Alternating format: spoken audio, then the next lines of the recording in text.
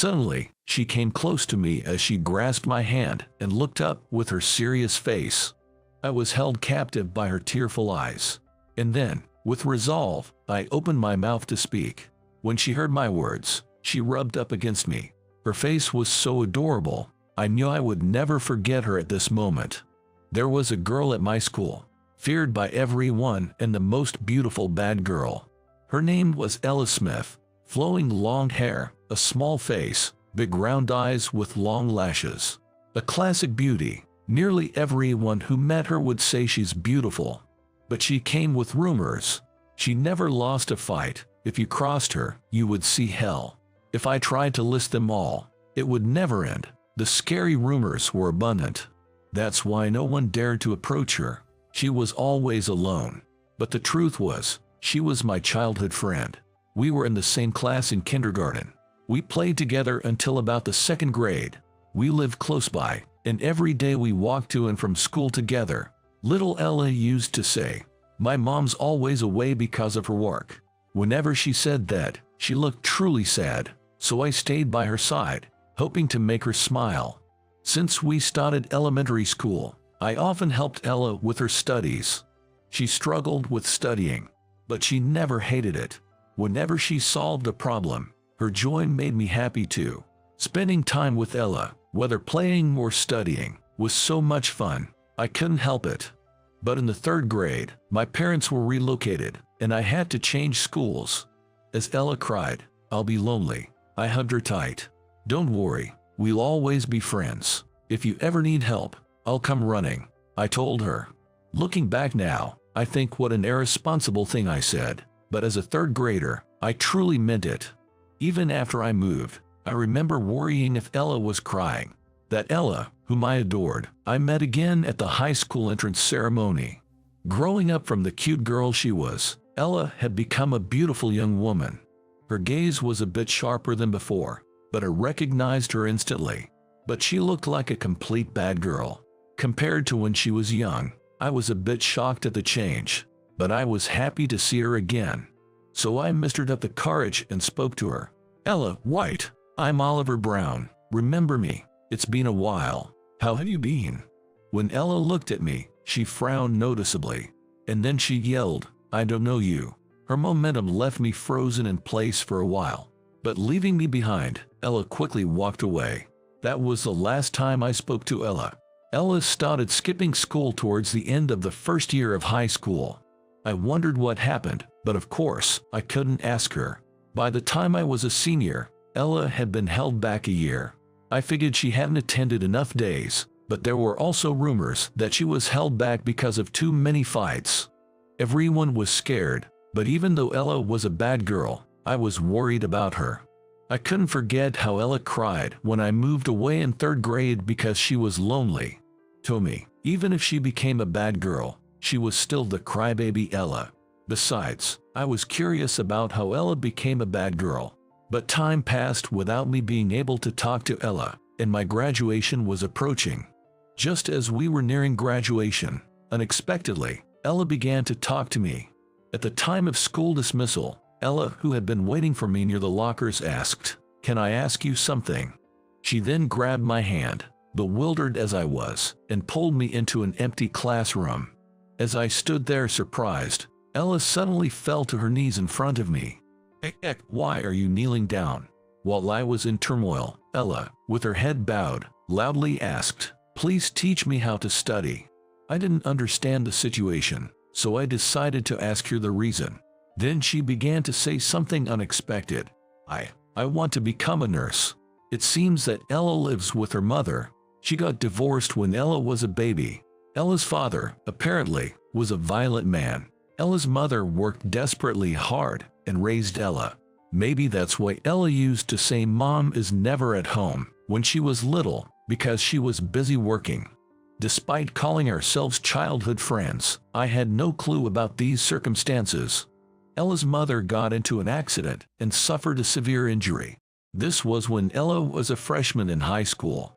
Although her mother is now discharged from the hospital, Ella had to miss school frequently due to taking care of her mother, accompanying her for rehabilitation, and working part-time to secure their living expenses. which led to her having to repeat a grade.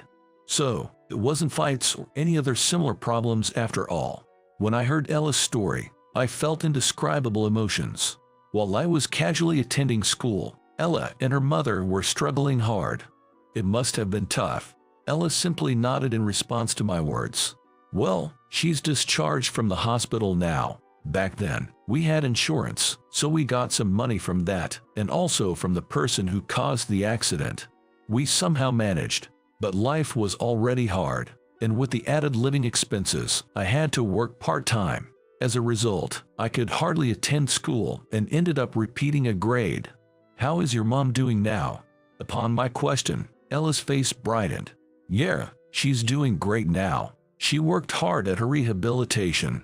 Her injury was severe, so she can't push herself too much, but she found a job at a call center where she can work sitting down. So, I quit my daytime job and have been able to go to school.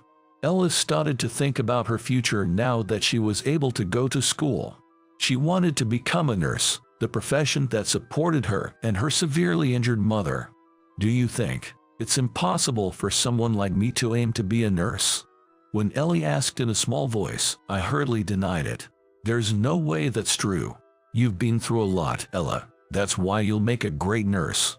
At my words, Ella showed a smile, but she had repeated a grade, and even before that, she didn't focus much on her studies. Even her high school teachers told her that the path to nursing might be tough. The teachers told me that a rebel like me couldn't become a nurse, that it's too late for me to catch up on my studies, but I just can't give up. Ella clenched her fists tightly.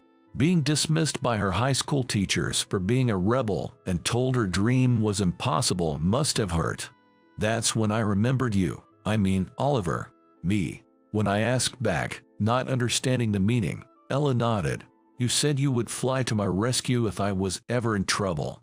I was taken aback at that moment. That was something I had told Ella when we were in the 3rd grade, when I was moving away. So, you did remember me after all. Why did you act like you didn't know me at the entrance ceremony? At my words, Ella turned away in a huff, and then she said, a bit petulantly, because if people knew you were friends with someone like me, they might look at you weirdly too. What if you get bullied again? When Ella said that, I remembered our kindergarten days. Back when we were in kindergarten, I was chubby, and my friends called me fatty and bullied me. The one who stood up for me back then was Ella. Even though she had become a high schooler, Ella was worried that I might get bullied, and she tried to distance herself from me. I felt relieved. Ella started to use riffer language and became a lone wolf. But she's still the same kind-hearted girl she was when we were younger. She's always been considerate of others. I sincerely thought I wanted to be on Ella's side. All right, I'll help you with your studies, I said. Ella's eyes sparkled. Really? Are you sure? Of course. I'll rush over if you're having trouble. I promised, didn't I? You're in trouble right now, so I'll be there to help. Seeing Ella's happy face made me happy too. From that day on, I started helping Ella so she could pass her nursing school entrance exam. By the way, I asked Ella why she had become a so-called delinquent, but she didn't really know either. She said, I've always tried to help anyone being bullied. As I kept doing that, people started to fear going against me, said I was good in fights, and so on. That might have led to the delinquent label. Apparently, she had never actually been in a fight.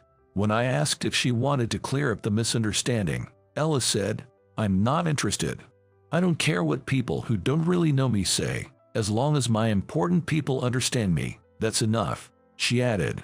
As someone who always worries about what others think, I found Ella's steadfastness quite cool. I know that you're kind-hearted, Ella, and that you're working hard towards your dreams, I told her. Then Ella laughed and said, Ahaha, that's a bit embarrassing, but I'm happy. Thank you. Seeing Ella's beautiful smile, my heart wouldn't stop pounding. And at that moment, I realized that my feelings for Ella were romantic.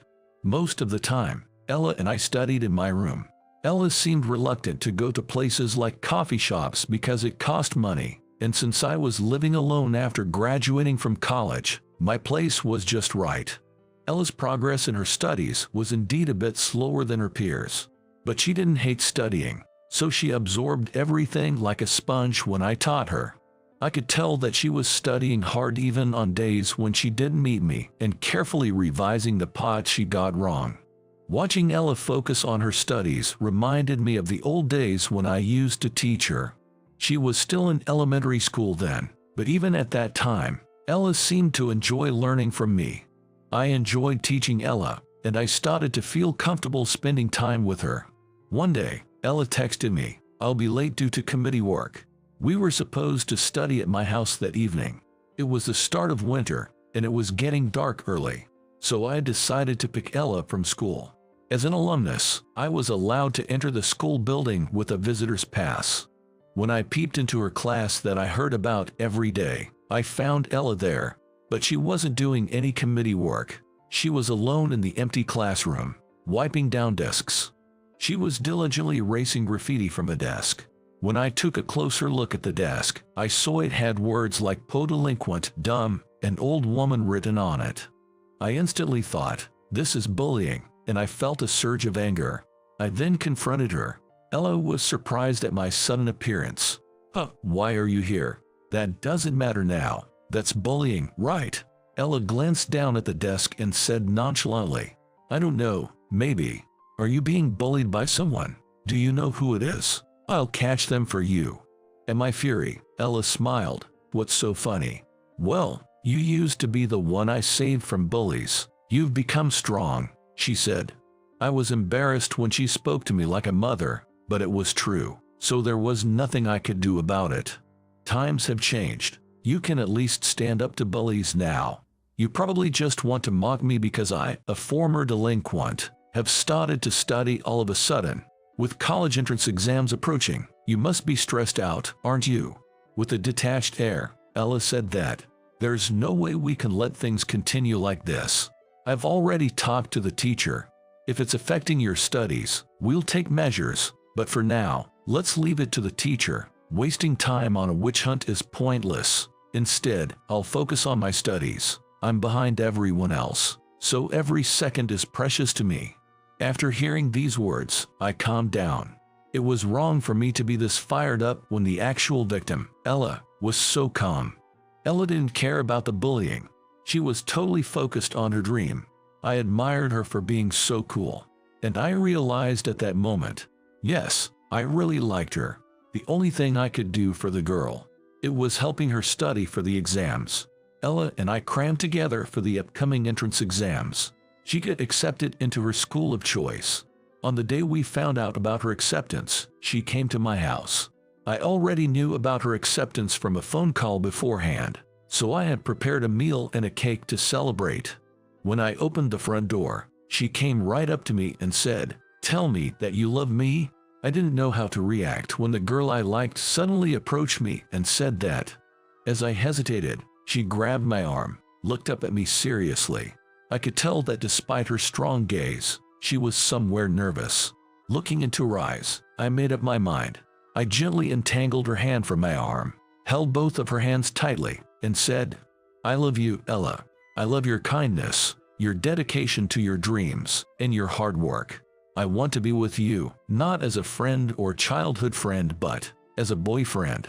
Without saying a word, Ella hugged me and rubbed her head against me. Whether she was moved or hiding her embarrassment, I wasn't sure, but it was a very adorable gesture. From that day, Ella and I became a couple. Later on, I found out that Ella knew I liked her. She said she could tell because sometimes there was a certain warmth in my eyes when I looked at her. It was so obvious by the way you looked at me that you liked me. It was crystal clear. I felt embarrassed when she told me that, but it was true, so there was nothing I could do to deny it. Ella had the same feelings, but she had decided to focus on the exams until they were over. It was just like her, and when I heard that, I fell in love with her all over again. Now we are parents of 2 kids. Ella, with no traces of her delinquent past, is a kind and caring nurse and a mother. We live with Ella's mother, so we're a family of 5. Every day is lively and happy. How was that? Subscribing to our channel will be a great motivation for us. See you in the next video.